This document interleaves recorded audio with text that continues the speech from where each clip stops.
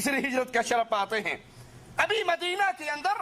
مسلمانوں کو گئے ہوئے 2 سال کا وقفہ ہوتا ہے، عرصہ گزرتا ہے کہ بدر کا معرکہ پیش آ جاتا ہے۔ اب صحابہ تیاری کر رہے ہیں میدان جنگ میں جانے کے لیے، اور اللہ کے نبی صلی اللہ علیہ وسلم کی بیٹی حضرت عثمان کی زوجہ حضرت رقیہ رضی اللہ تعالی عنہا بیمار ہو جاتی ہیں۔ شان سنیے، مقام دیکھیے، اللہ کے نبی فرماتے ہیں عثمان تم مدینہ میں رہو، میری بیٹی کا خیال رکھو، اور آپ نے اپنے قریبی ساتھی اسامہ کو بھی حضرت عثمان کے خیال کے لیے چھوڑا۔ تم مدینہ میں رہو، یہ بدر والے میرے ساتھ مارکے والے جا رہے ہیں، جو بندہ مارکے بدر میں شامل ہوگا عثمان اللہ تجھے اتنا ہی ثواب دے گا جتنا بدریوں کو ثواب دے گا، تجھے لڑے بغیر وہ ثواب ملے گا جو یہ ثواب لڑ کر حاصل کریں گے۔ تم مدینہ میں رہ کر بدر کے مارکے کا اجر و ثواب پائے گا، تو میری بیٹی کی خدمت کر، اس کا خیال رکھ، یہ بیماری کے ایام میں ہے تو مدینے میں رہ۔ غزوہ بدر کے اندر مسلمانوں کو مالک فتح عطا فرماتا ہے، اور جہاں ہی مسلمانوں کو فتح نصیب ہوتی ہے اسی رات سیدہ رقیہ رضی اللہ تعالی عنہا بیماری کی شدت بڑھتی ہے، فوت ہو کر یہ جہان چھوڑ کر اپنے اللہ کے پاس چلے جاتی ہے۔ حضرت عثمان رضی اللہ عنہ وارضا اپنی بیوی کو دفن کرتے ہیں کہ اللہ کے نبی صلی اللہ علیہ وسلم تشریف لاتے ہیں۔ آپ کو بڑا غم ہوتا ہے، جہاں عثمان کو غم ہے وہاں نبی کو بھی غم ہے۔ اللہ کے رسول صلی اللہ علیہ وسلم اپنی بیٹی کی قبر پہ جاتے ہیں، آنکھوں سے آنسو بہ رہے ہیں، ان کے لیے مغفرت کی دعا کر رہے ہیں، اور حضرت عثمان غم میں نڈھال ہیں، اور اس غم کی کیفیت میں آپ کی زبان سے بے اختیار جو جملے نکلتے ہیں وہ جملے یہ ہیں، افسوس میرا محمد کریم صلی اللہ علیہ وسلم سے جو دامادی والا رشتہ تھا وہ رشتہ آج ختم ہو گیا۔ بیوی کی وفات کا غم اپنی جگہ پر، لیکن اس سے بڑا غم یہ ہے کہ آج سے پہلے لوگ کہا کرتے تھے یہ عثمان داماد رسول ہے صلی اللہ علیہ وسلم، وہ جو میرا ایک رشتہ تھا نبی سے، نبوت والا رشتہ تو تھا ہی، کلمہ پڑھ کے میں آپ کے ساتھیوں میں شامل تو ہو گیا، لیکن میرا آپ سے رشتہ سسر کا تھا، دامادی کا رشتہ تھا، آج وہ رشتہ ختم ہو گیا۔ کسی کو اپنی بیٹی کا غم ملا ہو، کسی کا داماد اس کی بیٹی کو خوش نہ رکھتا ہو، کیا خیال ہے وہ بیٹی مر جائے تو یہ دوسری بیٹی کا نکاح اپنے اس داماد سے کرے گا کہ تجھے پہلے ہی ایک دی تھی، تو نے اسی کو ذلیل کر کے رکھا۔ لیکن جو کوئی انسان کسی سے اتنا خوش ہو اپنی بیٹی کا رشتہ دے کر، وہ سمجھتا ہو کہ اس نے حق ادا کیا ہے محبتوں کا، تبھی انسان اپنی دوسری بیٹی اس کو دیتا ہے۔ اللہ کے نبی صلی اللہ علیہ وسلم کے ساتھی حضرت عثمان بار بار یہ جملہ کہتے ہیں کہ آقا علیہ السلام سے، امام الانبیاء سے جو وہ رشتہ داری تھی وہ شرف آج ختم ہو گیا۔ اللہ کے نبی علیہ الصلوۃ والسلام حضرت عثمان سے اپنی دوسری بیٹی کا نکاح کر دیتے ہیں۔ سیدنا عثمان کو گالیاں دینے والوں، سیدنا عثمان پر طعن کرنے والوں،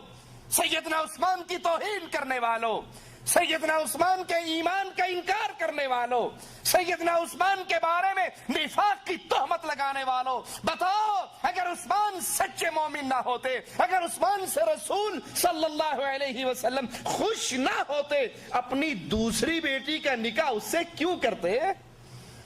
دوسری بیٹی کو ان کے نکاح میں دینا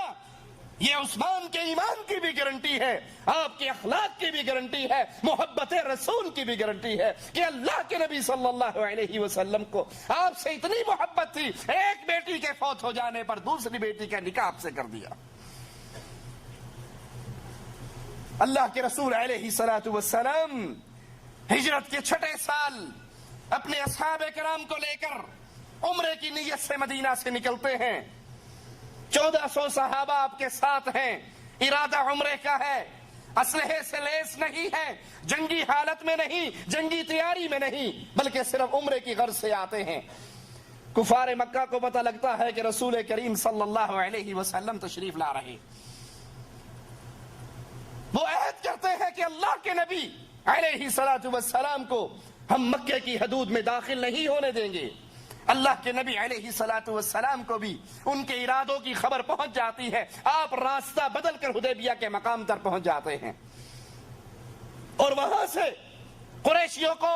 پیغام بھیجتے ہیں، اپنا سفیر روانہ کرتے ہیں کہ ہم جنگ کی نیت سے نہیں آئے، ہم تو عمرہ کرنے کے لیے آئے ہیں،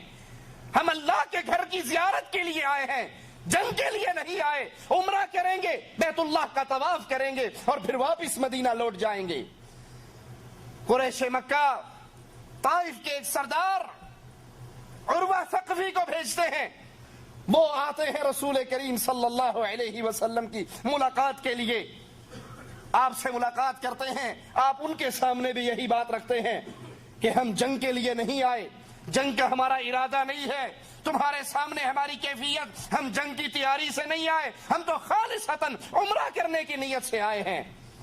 یہ عروہ واپس لوٹتے ہیں، قریشیوں کے سامنے رسول کریم صلی اللہ علیہ وسلم کا پیغام رکھتے ہیں، اور ساتھ نبی کریم صلی اللہ علیہ وسلم کی مجلس کے جس منظر کو دیکھ کر گئے تھے وہ بھی بیان کرتے ہیں۔ نبی وضو کرتے علیہ الصلوۃ والسلام، میرے نبی کے صحابہ آپ سے محبت کرنے والے، وہ اتنی محبت کرتے، وہ پانی جو آقا کے جسم اطہر کو لگ کر نیچے گرتا اس کو کوئی نیچے نہ گرنے دیتا بلکہ پہلے ہی اپنے ہاتھوں پہ لے لیتا،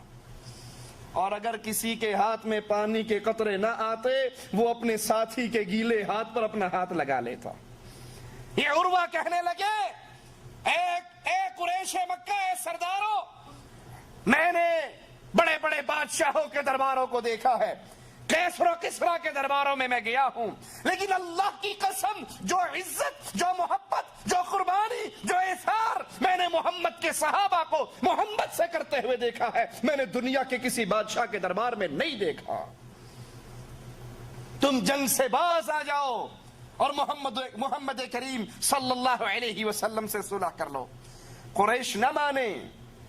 آقا علیہ الصلوۃ والسلام نے ایک اور سفیر کو بھیجا، قریش نے ان کے ساتھ برا سلوک کیا اور واپس لوٹایا۔ پھر رسول کریم صلی اللہ علیہ وسلم کی نگاہ انتخاب، محمد کریم صلی اللہ علیہ وسلم کی نظر اپنے پیارے ساتھی عثمان رضی اللہ عنہ وارضاہ پر پڑی۔ سیدنا عثمان کا بڑا مقام تھا اہل مکہ کے ہاں۔ حضرت عثمان جاتے ہیں، اہل مکہ سے کہتے ہیں، مکہ والو، میں اور میرا حبیب، میرے امام اور میرے قائد اور میرے نبی، ہماری جماعت اپنے نبی کے ساتھ صرف عمرے کی نیت سے آئی ہے، جنگ کرنے کی غرض سے نہیں آئی، ہمیں عمرہ کرنے دو اور ہم لوٹ جائیں گے۔ کفار مکہ نے کہا، اے عثمان، ہم تجھے اجازت دیتے ہیں، بیت اللہ خالی ہے، جاؤ طواف کرو، حجر اسود کو چومو، عمرہ ادا کرو، تمہیں کوئی نہیں روکے گا، تم جاؤ، تمہیں اجازت ہے، جاؤ عمرہ کر لو۔ اے عثمان، تیری عظمتوں پہ قربان، تیری محبت رسول پہ قربان۔ ہم بھی محبت رسول کے دعوے دار، چہرے پہ داڑھی آ جائے اور بیگم ناراض ہو جائے تو نبی کی سنت کو شیو کر کے بیوی کو راضی کر لیتے ہیں۔ نبی کی بات ماں کی بات سے ٹکرا جائے، ماں کی بات کو سینے سے لگا دیتے ہیں، حدیث رسول کو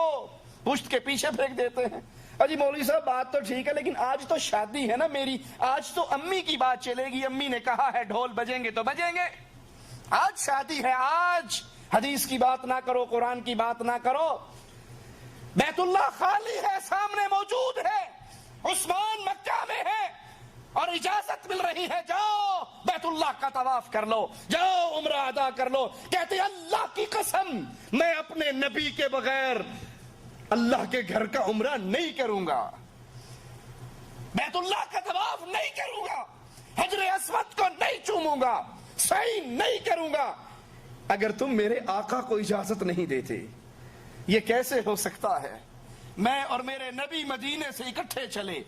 عمرے کی نیت پہ، نبی اس سعادت سے محروم رہے اور عثمان عمرہ کر کے جائے۔ عثمان بھی عمرہ تب کرے گا جب محمد رسول اللہ کریں گے صلی اللہ علیہ وسلم۔